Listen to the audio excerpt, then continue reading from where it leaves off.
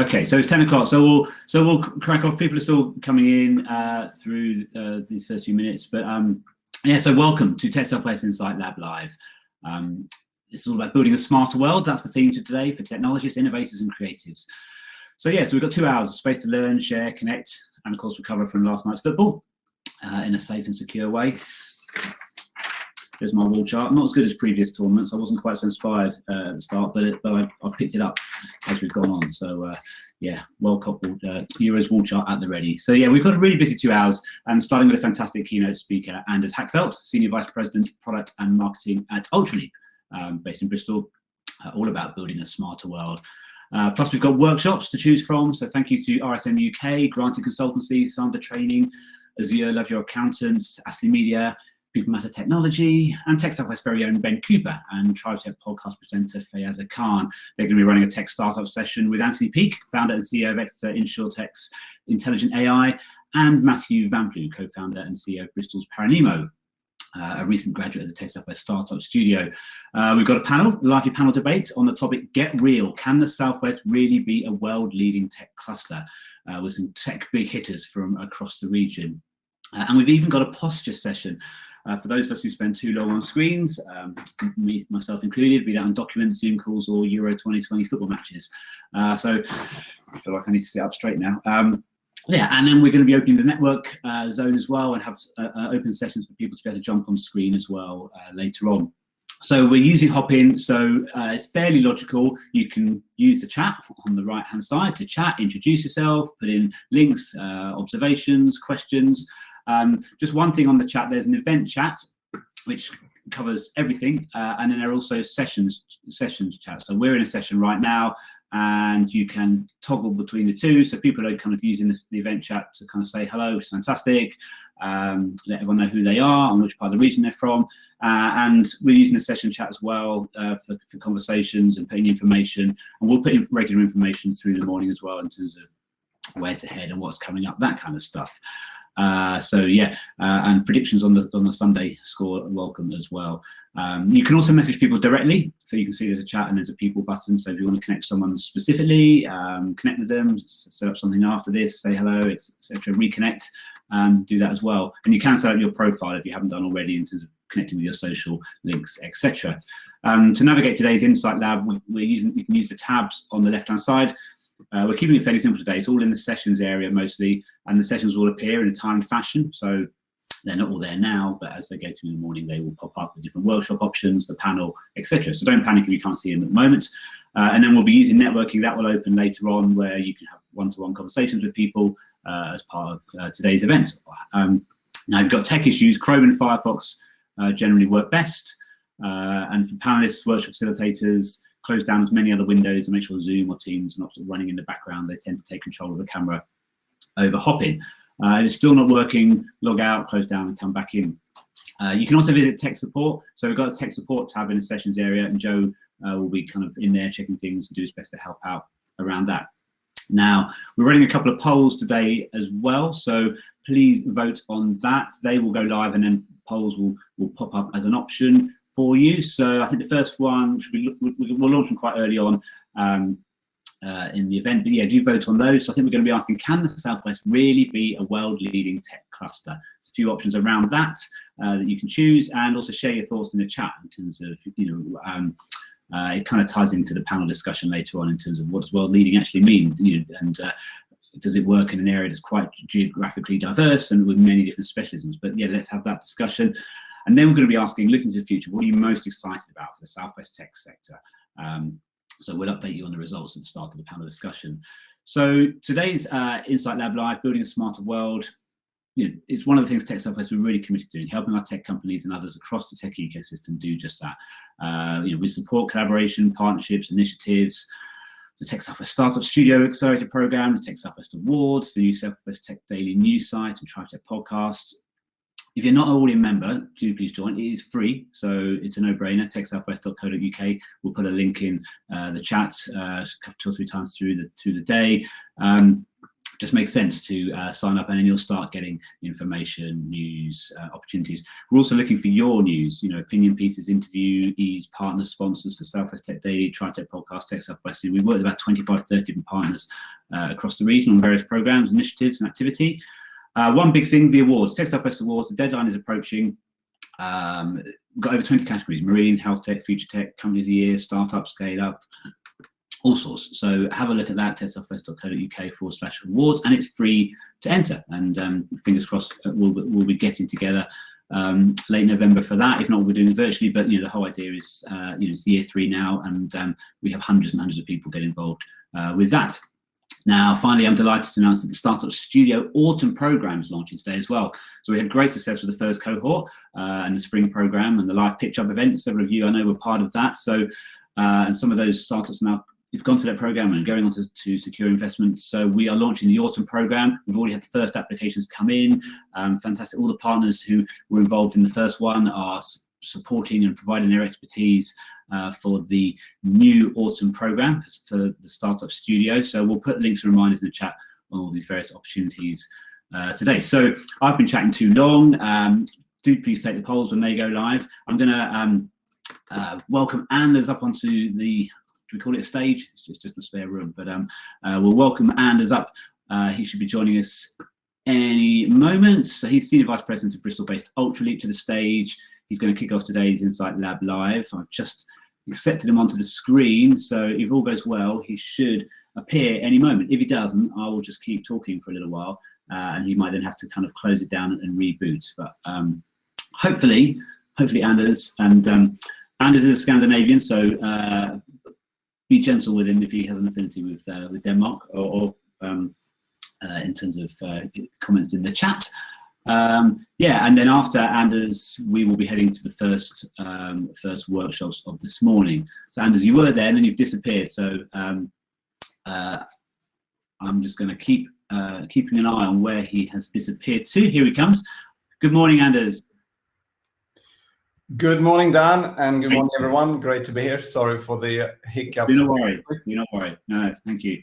I'm used to rabbling on. It's what I'm good at after 25 years in PR, marketing, Astley Media, and so that's no problem. So look, I'm going to gracefully depart and leave it to you. Do you just want to, while I'm here, just set your slides up so that we can, and I can then confirm to you that we can see everything. So yeah, that's worked. We can see your. You'll just need to switch into presentation mode, and then I will depart and hand over to you on the topic of building a smarter world. Yeah, that's great. Okay, so I'm going to step off screen. Just one thing for the audience. You can see on the black rectangle in the bottom right, there's a little white square. If you want to hone in on the slides, you can click that. You'll still be able to hear Anders. So Anders, I'll hand over to you. I'll put back up at the end when it's done, and we'll have a quick chat. And yeah. Lovely. So thank you, Dan, and good morning, everyone. Thank you for joining. I'm Anders from Ultraleap. Really pleased to be here today and talking to you all. So building a smarter world, that's a big topic, very exciting. And today you'll have the opportunity to learn lots about funding and branding and other things. So I thought I'd just tee that up with some reflections from my side on technology and what it takes to actually take that into the world and make it work, to make innovation successful. And I'll start off by talking a bit about the trends that I think will shape the next few years and shape the opportunities for us all who are active in this exciting space.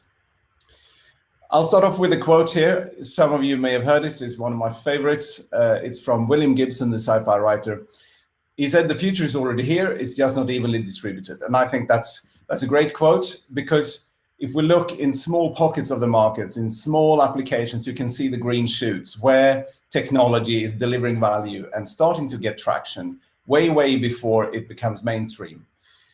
And I think those are the things to look out for when you look for what's coming next.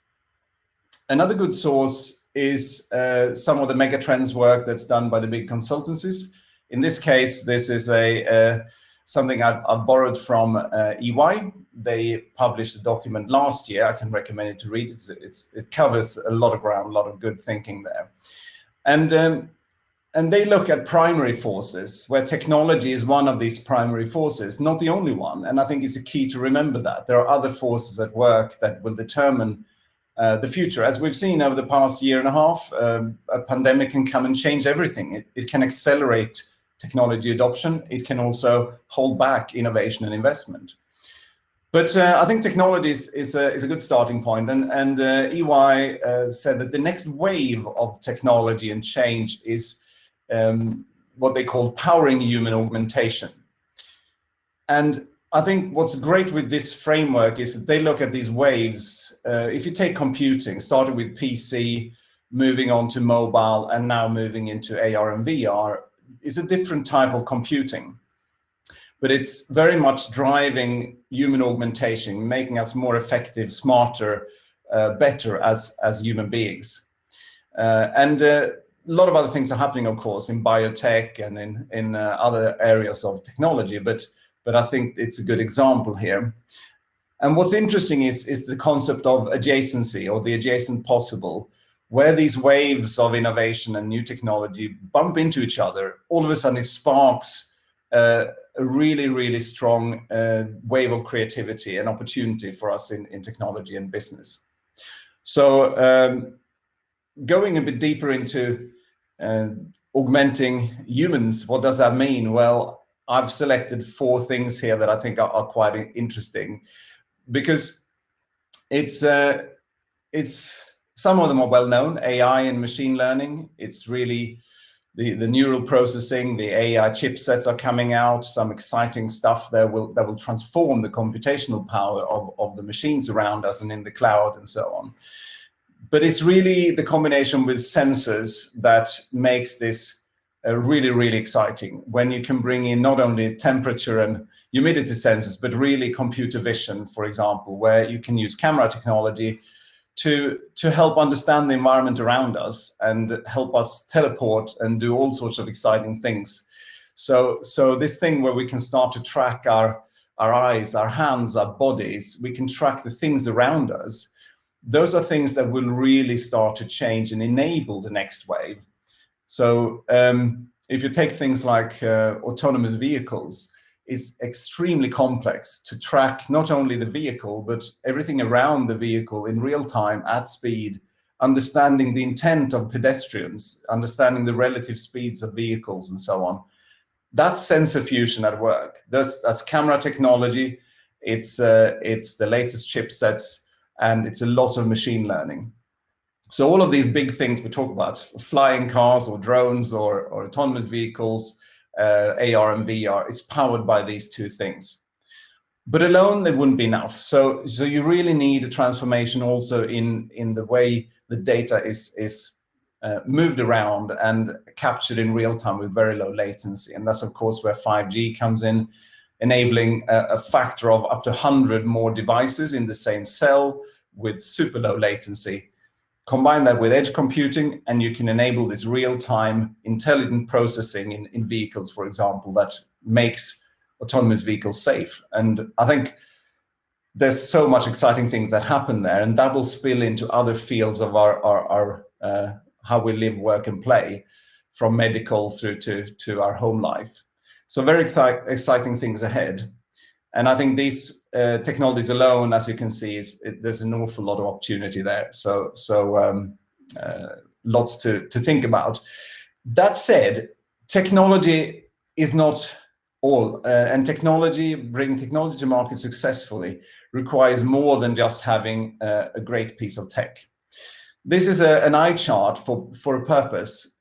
This looks at the AR and VR ecosystem, and you can see, when you paint the full ecosystem of the opportunity, it tends to cover everything. This is everything. Enterprise, consumer, is everything from content to books to music and advertising, all the way from the chipsets up through the sensors and design tools, etc.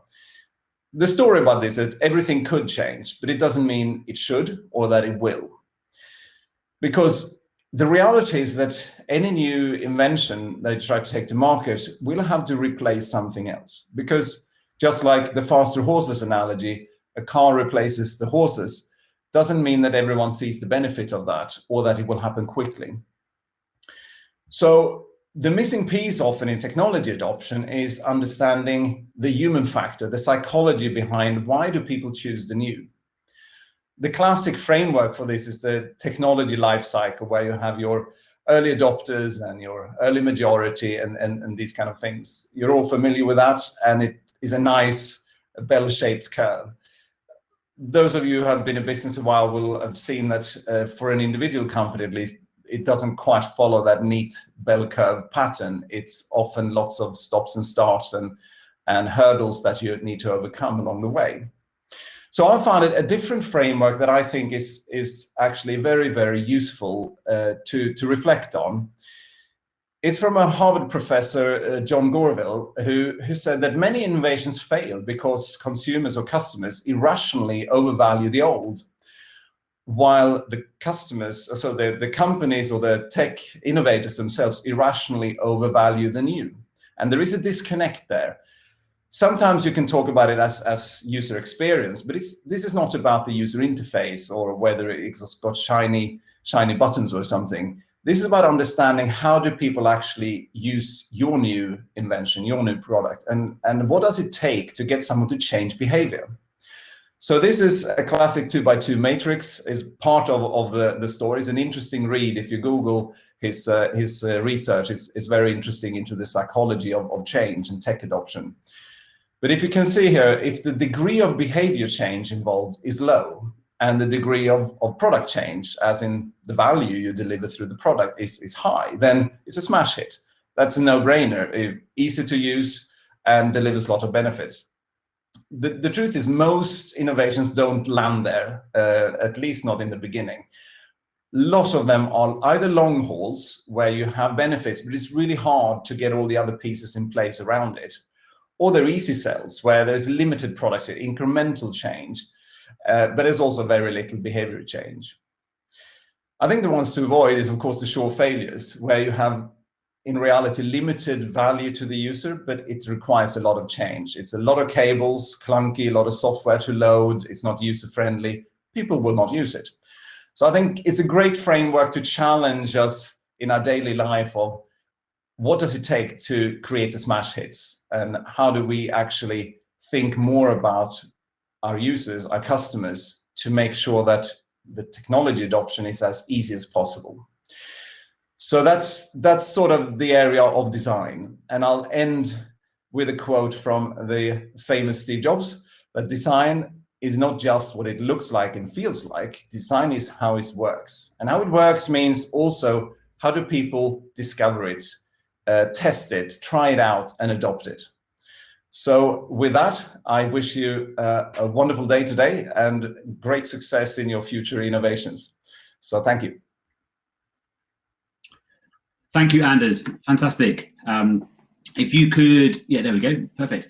Wow. So thank you for cramming all that into a whistle-stop reflection. I suppose one of the things is, we're all here because we're all in technology. We're all working in technology. But actually, what the point you're kind of making is, it is ultimately all about people, human behavior. That's the bit we have to understand and respond to. Yeah.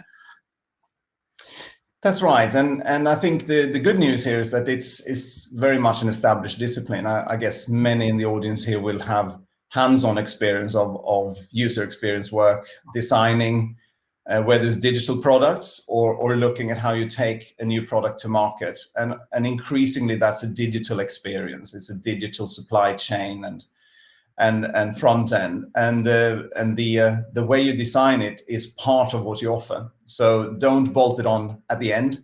Bring in the great thinking and the practitioners in that field and the user research. Work closely with customers upfront. That's the best way. Fantastic. And just looking at the chat, so Sally Basker, CEO of Vector Science Park, who's on the panel later on, question, has Anders considered using Davies technology acceptance model? Is that something that's familiar to you? There are lots of models around here. With 10 minutes, I had to pick and choose. So apologies if I wasn't comprehensive there. But yes, it's a good model too. There's a lot of good research gone into it. I just thought for a 10-minute intro, I'll pick these ones. I know there's lots of people on this, this conference today who would want to keep the conversation going. So on that note, do keep the conversation going in the chat. Thank you, Anders, for being part of today's event and kicking off with a thought-provoking first presentation, and that's woken us all up, got us all thinking, the big stuff. And so now we're diving straight into the first two workshops. So we're running 5 minutes behind schedule, as we kind of thought we would, but these are 20 minutes, so 10:20 to 10:40. So click on the sessions tab on the left-hand side. The options will appear there. We've got RSM UK, all on Going Global, and we've got standard training talking about driving growth. So enjoy those, and then we've got choices there, and then you've got more workshops coming up after that. We'll keep the information flowing in the chat. So click on the sessions tab on the left-hand side. Your options will then appear, and yeah, see you in one of those workshops. And thanks again, Anders. Thanks so much. Thank you.